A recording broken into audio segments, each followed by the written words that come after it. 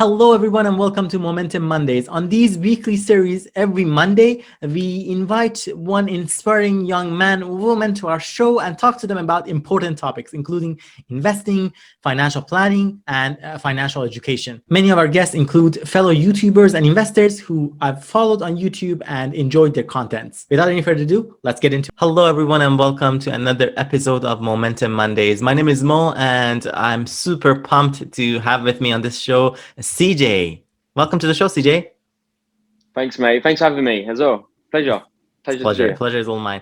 CJ has been one of those sensational YouTubers that I've actually been following over the past year or so. And you know, the growth of your channel, CJ, has been just sensational. Like I've been watching your channel, and I think right now you have more than 8,000 and counting. By the time that this video gets published, it might be in the 10,000 range. I don't know about that, but yeah, thank you, man. We've been supporting each other for ages as well, haven't we? Like, we always watch each other's videos and stuff. So yeah, it's cool. It's been growing. It's a pleasure. Awesome. So CJ, for our viewers who might not know you as much, why don't you introduce yourself first and foremost?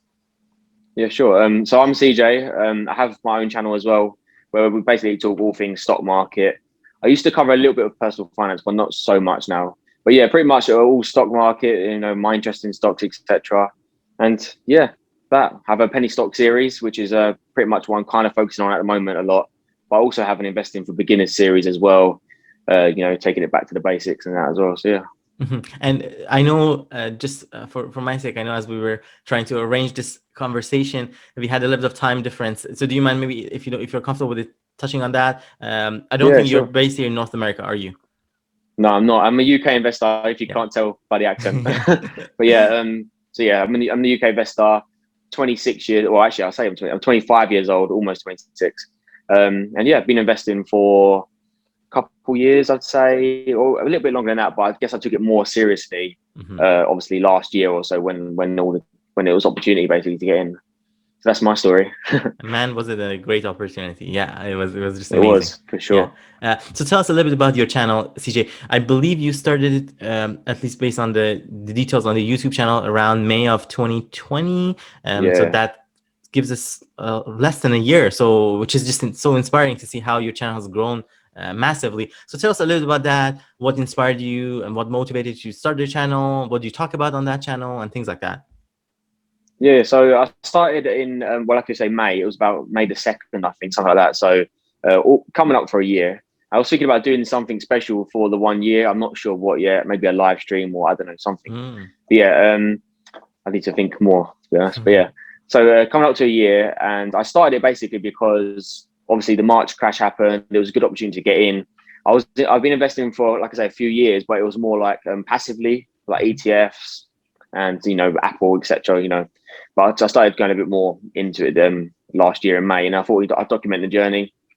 A lot of people was asking me, all my friends and stuff was asking me about, you know, investing in that. So why not make this YouTube of it? And it just kind of led to another. And now I post pretty much every single day. I mean, I didn't plan to do that at all. In my header, it says post videos weekly. So my aim was to do once a week. So it's obviously I managed to grow it a bit more than that. So yeah, and then now we're just growing it. I still work full time as well. This is kind of like just something that I enjoy doing on the side, like most of us. Yeah, it's not my full-time job. This is just something on the side. So yeah, I'm just kind of keep trying to put out the content, etc. Good for you. And you know, you've been very diligent in terms of producing quality content that obviously resonates with the viewers. I think most recently you're actually producing multiple contents, even sometimes per day. So that's just yeah, if I can, yeah. Yeah, and I mean, as a YouTuber, I know how much time it takes. It's not like as simple as you watch a 2 or sometimes like 5 minutes video and you might think, okay, that's just the 5 minutes. Actually, like it takes a lot more to do proper research, to put the content together, and actually being able to then connect with your audience and, you know, respond to their inquiries, and on the side also watch other people's content. So good for you for this success. That's amazing. Yeah, I'd say like you mentioned, there's a lot of work that goes into it. And aside from making videos and working, etc., I like watching other YouTubers as well. I'm quite active, like in watching videos, commenting, supporting, etc.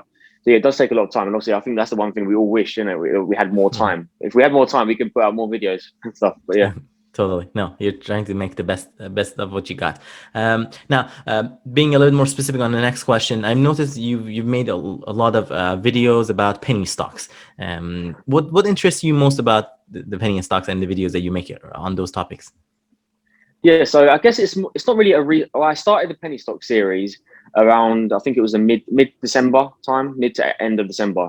That's when I made my first penny stock video, and it just got a lot of people were interested in it because it's not something that people considered before. You know, everyone's always talking about FANG stocks and you know, Apple and Beyond Meat, like these kind of big growth stocks. Nobody was really covering penny stocks at the time. There was one YouTuber that I followed really a lot, and he used to talk about them, and it always got me interested. So yeah, I started talking about them mid-December time, and then you've probably seen it on the community as well. Like they really have become popular in the last maybe like month and a half or so. So I guess that's how it kind of started. But my interest in them, I've always had a few penny stocks in my portfolio, but I just never thought, you know, people. It's kind of frowned upon on a lot of people, a lot of investors. Like, you know, it's too risky to talk about. Don't talk about it. But now it seems like it's people actually are opening up to the idea of it, and they are risky. Don't get me wrong. Like everybody knows that penny stocks are risky. They, you know, they can go up just as quick as they can come down. But yeah, so I guess that's how that series kind of developed. And then I did a poll not too long ago as well, like what's your favorite series on my channel, and that was the highly voted one. So I guess I'm trying to do a lot more of those kind of things. That's what people want to see. Plus, that's what I am interested in as well.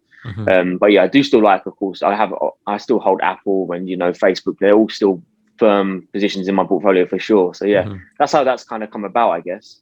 Nice. And of course, it's also always nice to get a pulse check of how and what your audience wants, and trying to then, if that's a topic that you're comfortable with and also you're interested in, making some contents on those. It always helps. You can better connect with your audience. You mentioned that you've been investing in the stock market for several years now. What have been some of the key lessons that you've learned along the way investing in the stock market, CJ? I mean, I guess we could all take the key lesson, I guess, from March, because if you look, and we're in a kind of a good example of this right now, actually, the last few weeks. But like the key lesson I would probably say for myself is not buying enough. Like back when I could have done, you know, for example, I got in Tesla originally when it was at $300, and that was prior to their split and stuff. Yeah. So it's super cheap. I don't even know what that equals now. That would be about, I don't even know what that would be. It was $5 to $1, wasn't it, or something like that. But yeah. So back then I only put a little bit in, and I thought that was super risky. And I think, you know, you got to think about it in the long-term game. Valuations these days, it's not the be all and end all. You know, you can look for, obviously you want companies with good valuation, but reality is you could miss the boat as well if you don't get in. So even if you're averaging in, you know, put a little bit into these stocks, definitely get in the position. If you want to hold a stock, I wouldn't say, personally, my advice, my strategy anyway, would be not to necessarily keep waiting. If you're not sure, maybe that's a good price, maybe averaging a little bit, because you've seen the market, you know, over time it does just keep going up. So right now, this is a perfect opportunity. These dips, these crazy dips we've seen in these last 2 weeks, I know that, like, you know, in maybe 6 months time, we're going to be like, oh, I wish I bought more on those couple week dips, for example. So I guess my biggest lesson is not pulling the trigger, I guess, when I wanted to actually buy what I wanted. Because now all of those stocks are pretty much, you know, it's not always the way, but over time it probably will be the way. So, and how did you go about the Reddit and the Wall Street, like the Reddit and Wall Street bets? How did you react to that? If you're comfortable sharing it with our audience. Yeah, for sure. I know a lot of people, you know, it's amazing because it's hype and, you know, but I didn't get involved in none of that. It doesn't interest me. You know, penny stocks is enough volatility for one investor. And I want to point out, actually, I'll say about penny stocks, I do a series on it. However, I would probably say about 10% of my portfolio is in penny stocks. You know, I cover it and talk about it because they are Apple. There's only so much talking about Apple. You know, everyone knows Apple. It's going to be great. But yeah, there's always news coming out around these stocks. So yeah, I'd say with the Wall Street, what you just mentioned about Wall Street bets, I didn't get involved in that at all. I get why it happened, etc. But yeah, it's not for me, and I'm glad I didn't get involved. No, I've seen how that panned out. Now, what type of investor do you consider yourself, CJ? You talked a little bit about that. Maybe in the beginning, you were more on a passive side. It seems from the sound of it, you're much more active right now. Are you comfortable sharing with us maybe what is your overall strategy when it comes to investing? Yeah. So yeah, like you say, I guess I'm a bit of both. I mean, passively, I hold the S&P 500 VUSA. And yeah, that's probably one of my largest positions. And obviously, that don't touch that. That just sits there. Same for some growth stocks that I just have in my account, which I don't touch. So that's the passive side of things. I don't even bother checking those. Really, I really don't. I mean, obviously, you keep up to date with it. If Apple are going to suddenly come out and say we're going bankrupt, I'm going to keep up to date with that. But the chances of that is quite unlikely. So that's the passive side. But the active side is my penny stock portfolio. I have 3 different portfolios. So one is a high risk portfolio, which is actually on YouTube. It's only a small position, so everyone can check that out, etc. Because I show my buys and sells. And then I have my main portfolio, which isn't necessarily disclosed, but I have a Discord chat as well, and I've put a lot of those positions in that exactly when I'm buying, etc. as well. And then I have a penny stock one, which I say I started in mid-December, and that's probably the most active one because obviously they are so volatile. Some of those are purely trades, some are short term. Others, I don't mind holding for, maybe 2 to 5 years or something along those lines. So yeah, my strategy probably is more active nowadays, but of course I have passive stocks as well. CJ, do you guys have any like a tax advantaged account in the UK that you can take advantage of for us? For instance, here in Canada, we have 2 types of tax advantaged accounts. One is the tax-free savings account, whereby the money that you put in, of course, with certain caps, as long as the money continues to grow or decline, you're not going to pay any taxes on it. So you can grow your money tax-free. We also have a registered retirement savings plan, whereby the money that you put in there is actually going to be tax deferred. So it gets off of your income for that year. And then later on, once you withdraw the money, is actually going to be, you have to pay taxes for it. Do you have such similar accounts in the UK? Yeah, that's actually, when you said about mistakes or what I learned, actually, when I started investing, there's 2 different types. There's 3 different types of accounts you can get. You can get your normal standard investor account where you pay your standard tax, etc. Then we've got things called ISA. So I know like Roth IRA and stuff is a thing in America and etc. as well. But like we have a thing called ISA, and it's the same thing. It's basically a tax wrapper. You can put in up to £20,000 a year, and that's tax free. Anything over that is taxed. But yeah, £20,000 a year is tax free in an ISA. So when I first joined, I actually didn't create the ISA account. So I started buying stocks in a normal account. And obviously then once you do that, you pass that certain threshold, then you start to pay tax. So definitely if you're joining, just create an ISA, because it's not, you don't have to pay to create an ISA. There's no downside really to it, to be honest. So you can get stocks and shares ISA where it's basically invested for you on your behalf, or you can just open an ISA account, which is the same as a normal trading brokerage, like Robinhood or whatever, but it's a tax wrapper. Yeah, so yeah, definitely. I'll definitely. Oh, great! Right? You gotta take advantage of those. For sure, yeah. Which stocks or sectors are you most excited about in 2021, CJ? I'll totally say for myself, I'm not sure necessarily about 2021, but definitely in the next couple of years or coming soon, the vegan markets. I know a lot of people aren't for that sector. It's quite I don't know. People love to hate it, but I don't know why. But the vegan markets, I'm not a vegan myself, disclaimer. However, I do love their stocks. I think Tattooed Chef, Beyond Meat, they are 2 of my favorite stocks. And I think that market is growing. I know people think it's a trend, but I really do think that in the next few years, that is going to absolutely take off. That sector for sure. There's a lot, space sector for sure. I don't know about this year, 2021, so as of such, but definitely in 5 years' time, that's going to start to become something. And another one that I'm starting to get really interested in, I hold a couple of stocks in the sector, but I need to probably do even more research at the moment, is the drone sector. I think drones are definitely something that's going to be around in the future, whether you want it to be or not. It's going to be something in the future. So I guess drone, space, vegan market, of course EV, but we already know EV is going to be a thing. So but yeah.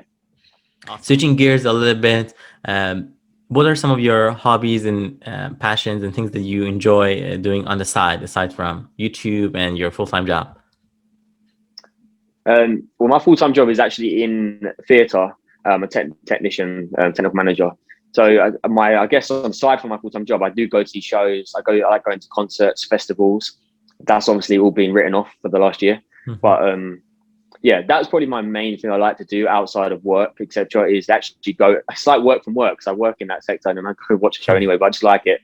So yeah, concerts, festivals. I also play a bit of tennis. Not professionally, just as a hobby. And yeah, I guess that's probably my main things.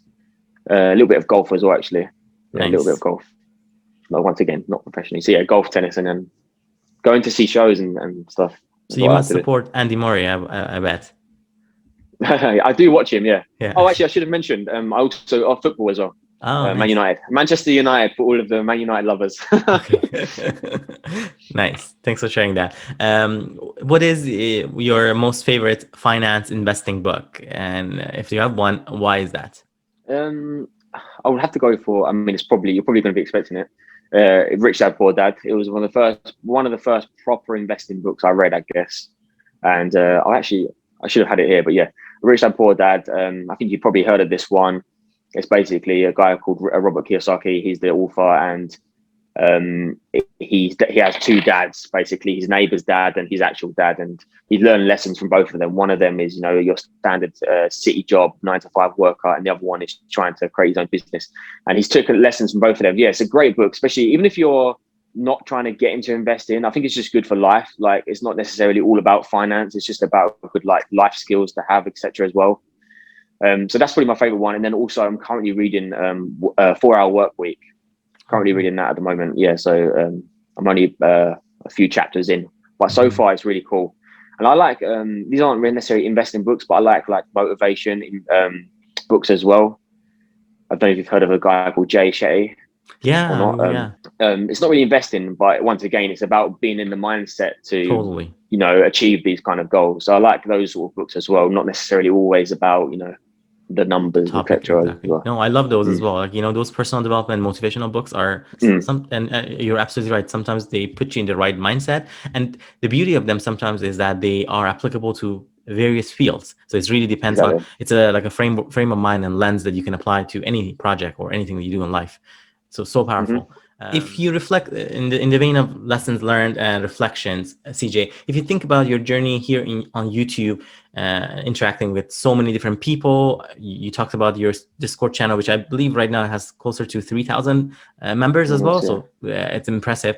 What are some of the lessons that you might have learned from this whole past year journey on YouTube and Discord and interacting with different people? Are there certain things that you reflect back on and say, hey, you know what? That's something that I learned from this experience, maybe not directly related to stock or investing? Yeah, I mean, that's a tough one, actually. I'm trying to think exactly what I learned, but I guess how great this community is as well. I know it's pretty quite cliche, but there's a lot of people on YouTube. I think the investing community is quite different from all these other sectors, because everyone does tend to support each other. There's no competition as such, because everyone just wants to make money at the end of the day. That's literally it. We're all invested into stocks or real estate, whatever it may be. So I think I was quite surprised at how actually engaging the community is as well. And I have people that are still commenting and replying to my videos and stuff who have now 50,000 subscribers and things. I'm thinking it does get to a point where you can't necessarily put all your time into replying to people, not because you don't want to, just because it's quite a lot. Yeah, there's only so much time to do that. And so for people to still be in the community who are obviously making their own videos, they have their Patreon, their Discord and things like this, still supporting, I think it's just great. And that's what I want to really try and do. I always try to apply to everybody and still watch people I like watching, etc. So I guess that's what, it's not necessarily learned, because I didn't think that. It's just broadened my knowledge of how actual involved this community is with each other, kind of thing. And yeah, I'll probably say that, to be honest. And what's the vision, your vision for trading with CJ? Well, I don't really have anything in mind, to be honest. There's no I guess I should set goals, since I read about these motivation and setting goals books. But probably after 10K, I guess, hit 10,000 subscribers, that would be amazing. I think we're at eight now, so yeah, a couple to go. You're getting that there. would be good. I think by the time we publish this video, it might be already there. And if not, I ask all our viewers to make sure go check out Trading with CJ. He has amazing content, and we'll definitely add a link to the description of the video. Be sure to go check it out. Cheers, mate. Yeah, I guess that's my goal, probably. Just keep trying to be consistent with it. I'm not sure how long I'll be able to keep up the one video a day. That's sometimes it's like, oh, I haven't posted yet. I need to make quickly research and make that. But yeah, definitely try and keep up the consistency, because I guess that's the main thing. True. I mean, those goals has to be something that resonates with you. It's something that you don't want to put too much pressure on you, especially if this is not the only thing that you do. You have other things on the go as well. I know for me, I rather set a target of around reaching 5,000 subscribers at the end of 2021. And at the beginning of 2021, we were sitting closer to, I think, 1,500. So right now the channel has grown since then, and we still have a couple more months to go in the year. So we'll see how that pans out. But it kind of pushes me. But along the way, I agree with you. It's not just having a number and not really doing anything with it, because just setting a target, it's not going to do the magic. You have to put in the hard work and really do the steps that are required to take you to that final ultimate goal. So we'll see how that. I think you'll get there as well. You know, it's about consistency at the end of the day, isn't it? Like keep putting out the content and stuff, keep engaging as well, and yeah, you'll get there for sure. I mean, I saw how much you're growing as well in the last couple of months. Everything seems to be really growing at the moment. It's great. Yeah. No, I appreciate that.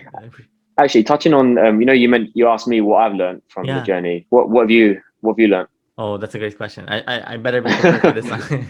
No, I think what I've learned is that, and like maybe I'm using this example from necessarily from the perspective of YouTube videos that I've watched and things like that, not so much on a stock market and investing topic. But I think I've noticed how different YouTubers and a lot of new YouTubers, because when you're just starting out, you probably engage a lot more with similar type of YouTubers who follow your channel and likewise. So I've noticed how a lot of them have grown, and then it actually made me think, like your channel as an example, right? I know at one point we were head to head, like toe to toe, like, almost the same pace, but then you really took off. And then I try to reflect on it and say, okay, what are some of the things that CJ is doing right that is actually helping his channel? There is Mr. Dividend Investor, and I haven't had him on this show, but I follow his channel as well. So same thing with him. Like I know at one point, like he was just starting, and he's now, he's probably ahead of my channel. I'm not saying that in a sense that I feel down or to try to feel like jealous or anything like that. But the reason I say that is that I always try to analyze and see, okay, what are some of the things that these channels are doing right that I can learn from and grow. So obviously quality content, to me, that's something that I've observed. The other one I've noticed, and it's very interesting, is that I think the amount of time that you guys take to connect with your audience, like taking the time to go watch other videos, leave comments and interact. I think that's powerful. And I think the other piece that I noticed, that having a Discord channel that actually, if you have time to really manage, which in your case you are, I think it's powerful as well, because these days, I believe a lot of our community here on YouTube, there are individuals that, while they enjoy the videos, but they want more. They want a different way to connect with their people who they trust and people that they have made some connection with. So I think it's so cool that you've had those opportunity. Also along this journey, watching a lot of successful YouTubers who have really made it to the top, Graham Stephan, Jeremy, Andre Jick, and all those as well. I think, and really reflecting on what type of humble beginnings they had and where they are today. It's really humbling and rewarding and inspiring. So those are the things that I kind of sometimes reflect on and try to think about. For sure, I agree. Like it's with the investing side of things, it is kind of like a community, because at the end of the day, the stock market is open 5 days a week. People aren't just interested in they don't want to know about the one video a week. Do you know what I mean? They kind of, if they can have the opportunity to constantly get tips, tricks, or some potentially, there's always news coming out around stocks. You know what I mean? So if they can get more information, it's better. So that's why I could decorate a Discord at the end of the day. I mean, I'm not in the Discord myself personally, 24 hours a day, of course, but I try to go in and reply to people who are messaging me and stuff as much as possible. But yeah, I think that's what it was about, trying to build a community up. Jeremy is now probably a household name in in the financial space, and that's not even his YouTube name. Like, it's financial education. So people now know these people because they've engaged and made it kind of like a community. I think that's great. Yeah. Do you stay in touch and connected with some YouTubers from the UK as well that also are maybe in the same league as yours, or within the same kind of threshold in terms of subscriptions and whatnot? Yeah, well, it's funny. You mentioned about the being having the same amount of subscribers. I felt kind of the same as well. I guess the end of 2020, because I've done a few collaboration videos with US investors, UK investors, etc. And a couple of the UK, because you speak about UK, a couple of the UK guys I did it with, one of them had about the same as me, and then about a month later he went up to 10,000 subscribers. And I was like, this is insane. And then everybody on that collaboration video now has done amazing. Do you know what I mean? So it's really great to see everybody has been growing. And there's a shout out here to the guy called Invest in Assist. I don't know if have you heard of Investing Assist or not? No, I'm not I sure. haven't. Well, he started doing stock market videos, and I remember Yeah. when I started seeing his channel, he was on about 800 subscribers, Yeah. and then in the space of about a month, he now has, I think he has now about 7,000-8,000, something like that, which Wow. is insane because he's now moved his audience to crypto, and he started talking a lot about Dogecoin Yeah. just before all of this Dogecoin hype. So he managed Yeah. to get in early. I mean, yeah. So it's great to see these channels, grow. And I'll still the people who I first commented on and first watched their videos when they was at like 50 subscribers. Even if they're still at 50, I'm still, supporting them. Mm-hmm. And even if they're at 15,000, still supporting them. I think it's amazing what the YouTube algorithm does as well, isn't it? It's amazing. Oh yeah, it's true. It's and you touched on it earlier, CJ. You said like it's a nice community where I think there's so much potential that it's not like if one channel grows, there's not enough room for others to grow. I think it's just the synergy that exists in this community and the thirst. And to your point, the stock market is open like several hours every day except for weekends. But the news around it and the whole information around it and getting educated about it and just having those discord and conversation, it doesn't stop. Is there any final word of advice, thoughts, reflections that you would like to share with our viewers here on Moementum channel? I guess, yeah, investing wise, because obviously you have a lot of investors follow you. Like I mentioned before, take advantage of dips. Do your research, of course, into the stocks that you're going to buy. And if we're talking stock market related, I'd say, average in. If you like a stock, don't necessarily, focus too much on the price. Definitely take it as a consideration. That's my advice here. But what I like to say is if you like a company at $10, for example, and it drops, then you'll love it at $5. You know what I mean? There's no, if it's dropped, you have to take advantage of these. If you're already in a company and you loved it before, then you'll kind of love it even more. That's my stock market bit of advice right there, because a lot of people are panicking at the moment on these red days, and people are saying we don't know how long it's going to last. It could be a whole red week again. But just take advantage of obviously you need to have the cash on hand, but eventually these stocks, if they're good as you originally thought when you invested, then they will recover. So yeah. And in terms of YouTube, just keep being consistent. If you're a YouTuber and you're posting, keep being consistent, and eventually it'll pay off. I'm still really new. Like I haven't even been going a year yet. So just got to keep going, basically. Great advice. Thanks, CJ. No, it resonates with me definitely, and I'm sure it would resonate a lot with a lot of our viewers, and they found this conversation very helpful. Thanks for joining us. Thank you, man. Thanks for having me. Well, thank you so much, guys, for watching this episode of Moementum Mondays. I hope it was valuable to you and you learned something from it. If you did, please be sure to give it a thumbs up and share it with someone who might benefit from the video as well. We've added the contact link to our invited guest to the description of the video, so be sure to check them out.